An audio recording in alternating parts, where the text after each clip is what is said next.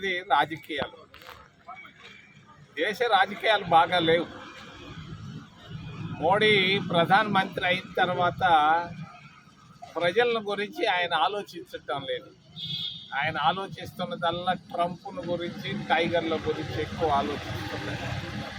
దేశంలో ఉన్నటువంటి పేదరికాన్ని గురించి ఆయన ఆలోచించటం లేదు. దేశంలో పెరిగిపోయిన ధరల గురించి ఆలోచించటం లేదు.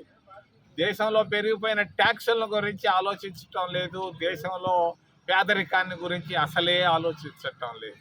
ఆయన ఆలోచిస్తుంది ఏంటంటే దినానికి 4 సార్లు గుడ్డలు మార్చుకోవడానికి గురించి ఆలోచిస్తున్నారు. దేశ పరిస్థితులు అధ్వానంగా ఉన్నాయి.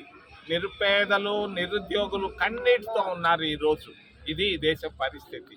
రాష్ట్ర పరిస్థితి వస్తే మన చంద్రబాబు నాయుడు మరి రాగానే నేనేదో ఆలోచించాను, ఈయనేదో చేస్తాడు చెందుతాడు అని చెప్పిన మాట ఒక్కటి వాగ్దానం చేశాడు. ఒక్క మాట పైన నిలబడలా. ఆడవాళ్ళకి ఆర్టీసీ బస్సులు ఇస్తానన్నాడు, ఉచితంగా ఆగిపోయింది. రైతు బంధు ఇస్తా అన్నాడు, ఆగిపోయింది. ప్రతి మహిళకు, ఇంట్లో ఉన్న ప్రతి మహిళకి 1500 రూపాయలు లెక్కన ఇస్తా అన్నాడు. ఈ పాటికి 15,000 రూపాయలు ఇచ్చి ఉండాలి ప్రతి మహిళకి, కానీ ఇచ్చింది 0.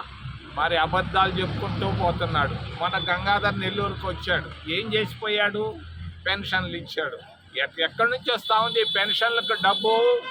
మన వాళ్ళు దాగే డబ్బు మరి బ్రాందీల నుంచి, బిస్కీలు, వాటిల్లో దినానికి 5 కోట్ల రూపాయలు చిత్తూరు జిల్లా నుంచే ఇస్తున్నారు మన వాళ్ళు, పేదవాళ్ళు, మధ్యతరగతి కుటుంబాలు.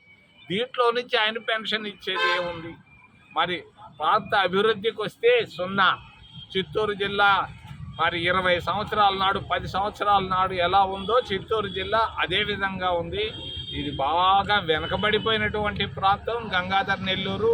ఎస్సీలు ఒక్కరికి మేలు జరగలేదు గత 5-10 సంవత్సరాల్లో. మరి ఓబీసీల పరిస్థితి కూడా చాలా అధ్వానంగా ఉంది. నేను ఖండిస్తున్నాను చంద్రబాబు నాయుడు వైఖరిని. మరి జగన్మోహన్ రెడ్డి అవినీతిలో కూరుకోబోయాడు. ఆయన దాదాపు 6-7 వేల కోట్ల రూపాయలు వాళ్ళ నాయన ద్వారా సంపాదించుకున్నాడు. ఆ తర్వాత 1000 కోట్ల రూపాయలు సంపాదించాడు. ఎందుకయ్యా నీకు? నువ్వు వచ్చింది వాళ్ళందరూ ఆశతో నీకు ఓట్లు వేస్తే నువ్వు డబ్బు సంపాదించుకున్నావే కానీ ఒక్క పేదోడి కన్నా ఎక్కడైనా మేలు జరిగిందా జగన్మోహన్ రెడ్డి అని నేను అడుగుతున్నాను. కాంగ్రెస్ పార్టీ ఒక్కటే ఏదైనా చేయగలదు. ఎస్సీలకు రిజర్వేషన్లు ఇచ్చాం, ఎస్సీ ఫైనాన్స్ కార్పొరేషన్ తీసుకొని వచ్చాం, ఓబీసీలకు రిజర్వేషన్లు ఇచ్చాం, ఎస్టీలకు రిజర్వేషన్లు ఇచ్చాం.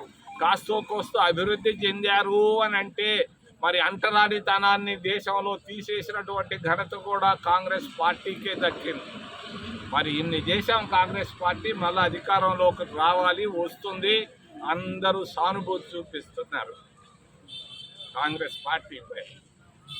వాస్తవం ప్రాంతీయ పార్టీలపైన విశ్వాసం పూర్తిగా పోతా ఉంది, అబద్ధాలు చెప్తున్నారు. మరి భారతీయ జనతా పార్టీ పైన కూడా విశ్వాసం లేదు, అందరూ సపోర్ట్ ఇస్తున్నారు. కాకపోతే ఉన్నటువంటి కాంగ్రెస్ పార్టీ సమస్య ఏంటంటే కాంగ్రెస్ నాయకులందరూ ఇళ్లలో కూర్చోండి. ఇది జరుగుతున్నటువంటి విషయం. ఖచ్చితంగా కాంగ్రెస్ పార్టీ రేపు రాబోయేటువంటి జనరల్ ఎలక్షన్లో మేము గెలుస్తాం. గెలిచి ప్రభుత్వాన్ని ఏర్పాటు చేసి పేద ప్రజలందరినీ ఆదుకుంటాం. ఏమైనా ప్రశ్నలు ఉంటే అడగమని మిమ్మల్ని చేతులెత్తి ప్రార్థిస్తున్నాం.